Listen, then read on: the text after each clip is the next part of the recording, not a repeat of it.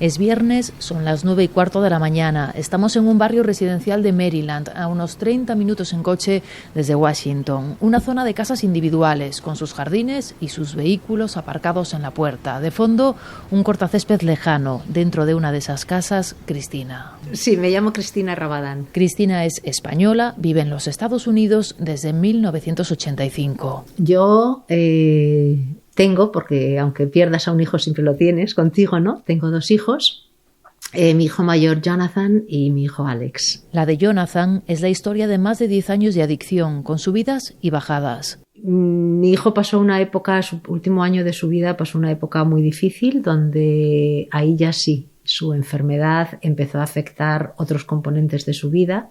Hizo que empezara a buscar más y más sustancias. Ello ya empezó a afectar su vida profesional, perdió su trabajo, tuvo un par de accidentes de coche, entró en una depresión muy grande. Con caídas y remontadas. Y bueno, pues en el mes de marzo del 2019, él resurgió.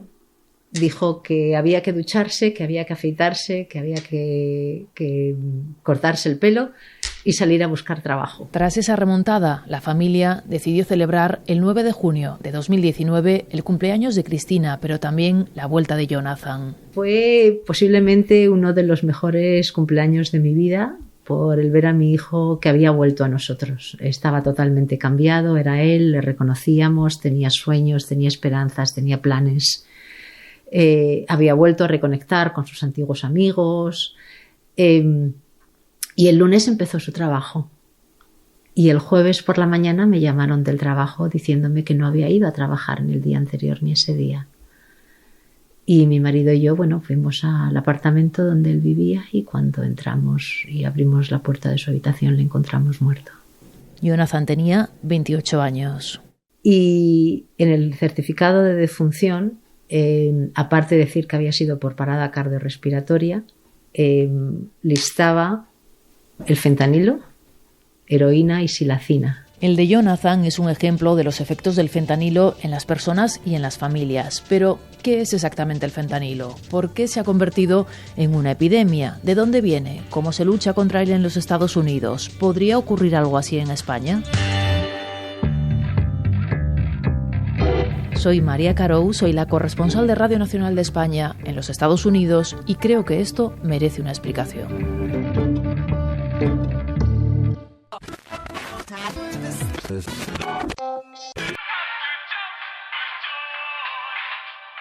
Primero vamos a seguir conociendo un poco más a Cristina. Llegó a Norteamérica hace casi 40 años. Es licenciada en farmacia, con doctorado y postdoctorado. Ha trabajado durante más de 20 años en el Departamento de Salud Federal, lo que en España sería el Ministerio de Sanidad. Pero he aquí que, pese a que yo sea científica, yo creo que el instinto materno, ¿no? Prevalece, porque a veces ese instinto de protección, pero a la misma vez el terror, ¿no? El terror de pensar que puede estar pasándolo eso a tu hijo, ¿no?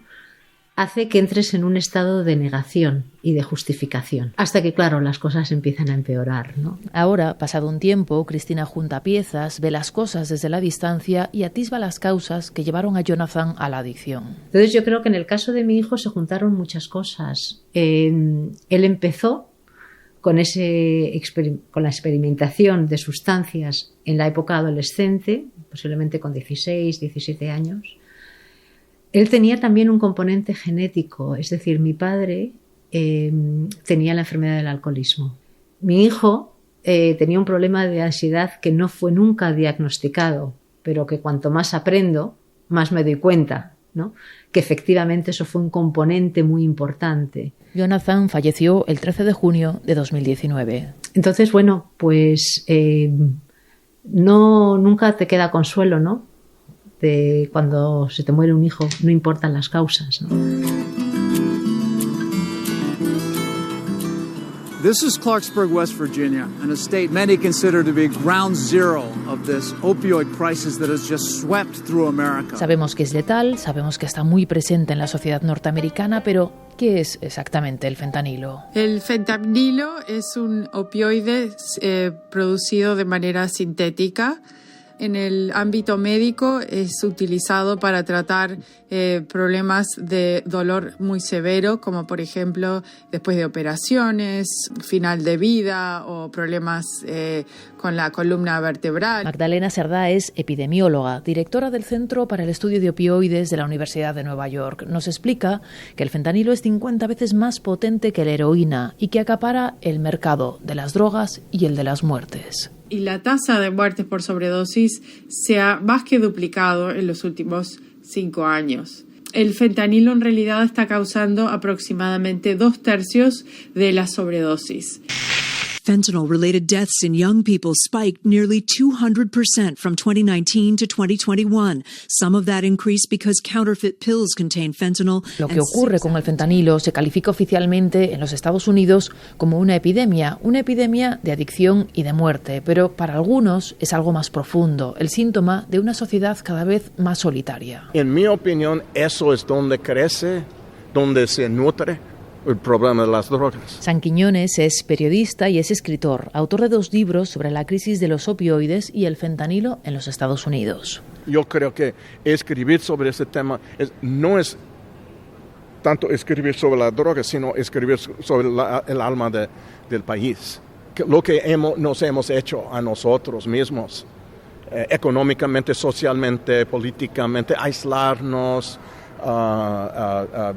fragmentarnos, destruir los mecanismos de comunidad.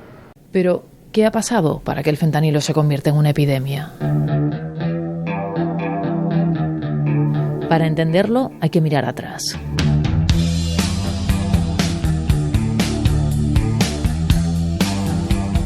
Jonathan nació en el 1990.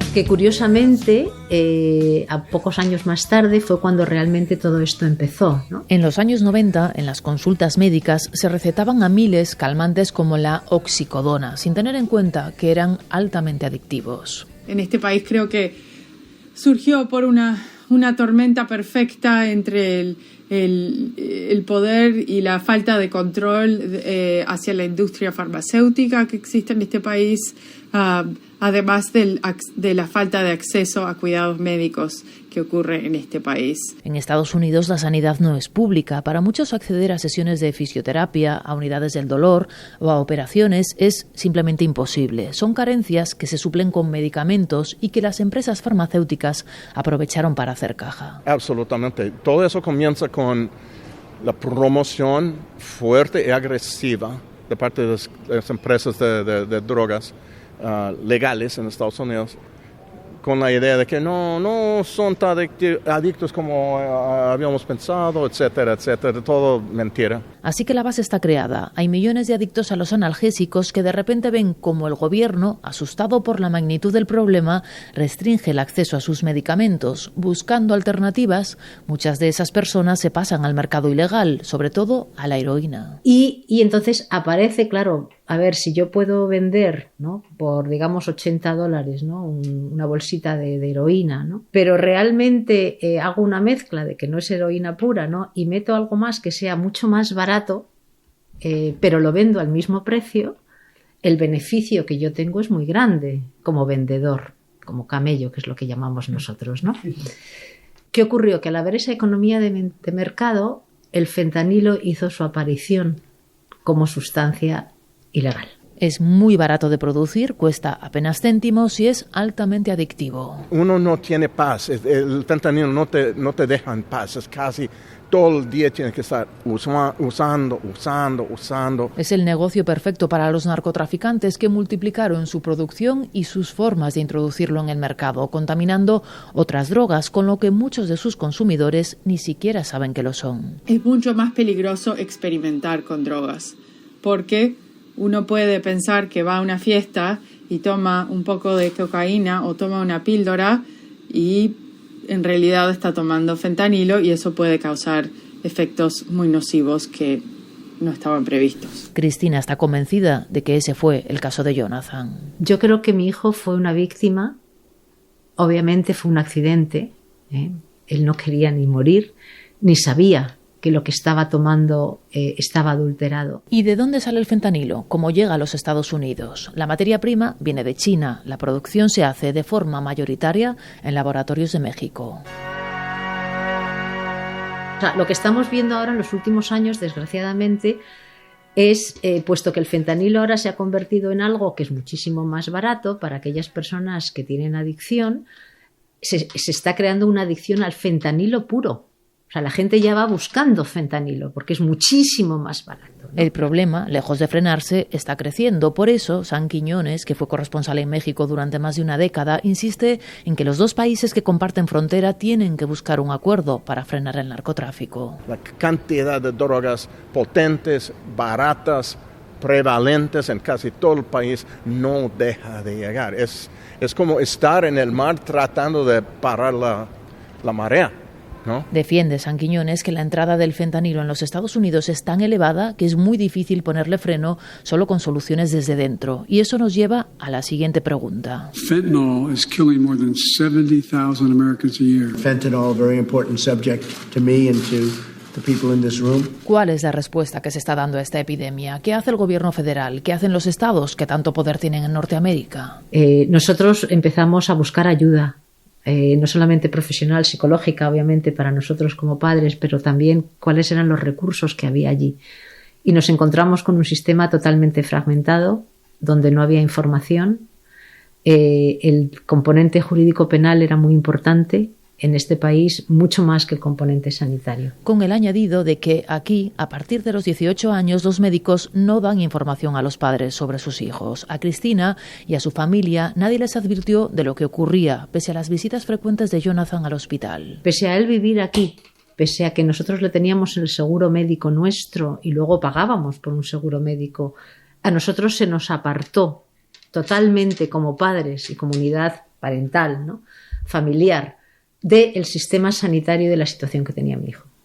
Y eso para nosotros fue muy duro. Aparte de lo difícil que le resultaba siquiera llamar a una ambulancia. Otro de los problemas es que cuando viene el SAMUR viene la policía. Y cuando viene la policía se mete en tu casa a registrarlo todo. Magdalena coincide. En los Estados Unidos se afronta esta crisis con una idea de castigo, de mano dura. La información es difusa, no hay una red médica que canalice la ayuda, ni una conciencia de que la adicción sea una enfermedad que hay que ayudar a curar. Nosotros estimamos que 80% de las personas que tienen una adicción por opiáceos no acceden a tratamiento basado en la evidencia, o sea, al tipo de tratamiento que la evidencia demuestra que sea efectivo. Y eso que en los últimos tiempos se han hecho algunos avances. Por ejemplo, se ha aprobado la venta de naloxona en todo el país. La naloxona es un producto que revierte la sobredosis, o sea que evita que la persona muera por sobredosis. Y se ha comenzado a legalizar en algunos estados el uso de las tiras de fentanilo. Estas tiras para testar las drogas a ver si tienen fentanilo. Detrás de la falta de ayuda, de la falta de tratamiento, hay mucho prejuicio. El estigma asociado con el consumo de drogas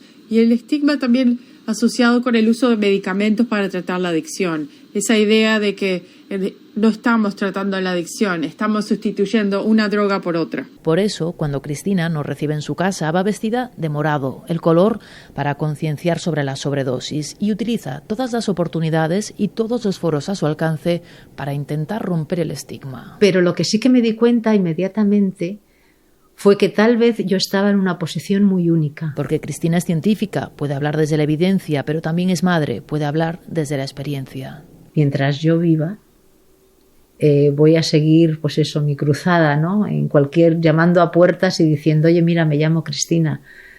Y mi hijo Jonathan murió con 28 años y yo estoy aquí para lo que me necesites, ¿no? Y ella dice, no se avergüenza de nada. Al morir Jonathan, mi marido y yo nos miramos y dijimos, ¿qué vamos a decir? ¿No? Y los dos inmediatamente dijimos la verdad. No vamos a decir que fue un accidente, no vamos un ataque al corazón, no, vamos a decir las cosas como son. Porque lo cierto es que yo no me avergüenzo de mi hijo. Es decir, mi hijo tenía una enfermedad. Nadie se avergüenza de un ser querido que tiene una enfermedad. Let me run with you tonight, I'll take you on a moonlight El fentanilo está presente en todos los estados, de costa a costa, en el debate político, en los medios de comunicación, en las conversaciones en la calle. Y es el asesino silencioso, sin duda. Una tragedia social que nos afecta a todos. Una tragedia social que, nos preguntamos, ¿puede replicarse en otros países? ¿Puede ocurrir algo similar en España? Pese a su papel por ahora anecdótico en España, las policías europea y estadounidense vigilan que cárteles mexicanos no extiendan sus tentáculos en nuestro continente, porque el fentanilo despierta preocupación en Europa. La respuesta es un sí. Puede ocurrir algo similar en España, pero con matices. España es muy distinta en ese sentido, ¿no? Tiene un sistema de salud, un sistema de seguridad social mucho más fuerte de lo que tenemos aquí. Es difícil que se origine de la misma manera por un consumo poco controlado de medicamentos, pero sí hay un factor de riesgo compartido. Ahora, especialmente lo que me preocupa es la penetración del fentanilo en el mercado ilegal. Porque recordemos, el fentanilo es un negocio redondo para los traficantes, es barato, es muy adictivo, se consume más, genera más ganancias y lo contamina todo. Y están entrando ya remesas, ¿no? de cocaína, adulterada con fentanilo, a través de nuestros puertos en España. Por eso, Cristina pide que no se baje la guardia y nos recuerda que estas cosas no solo pasan a los demás. Que nos puede pasar a cualquiera, que esto no les pasa a otros, que esto no les pasa a familias que no tienen recursos económicos, que aquellos que tengamos una educación y que los padres estén atentos a sus hijos y tal, eso no nos va a pasar a nosotros. Eso es un mito. Y cuando empecemos a personalizar y darnos cuenta de que todos somos tan vulnerables como mi hijo, como nosotros, entonces yo creo que empezaremos a romper esas barreras, ¿no?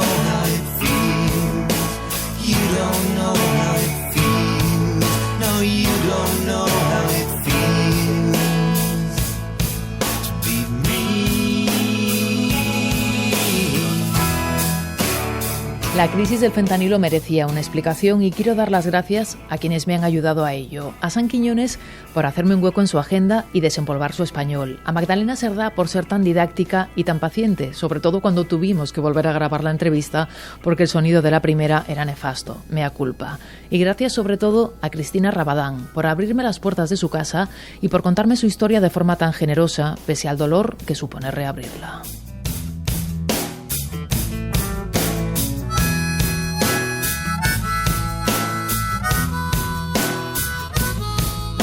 Esto merece una explicación es un podcast de Radio Nacional de España y del equipo de audio digital de RTVE Noticias.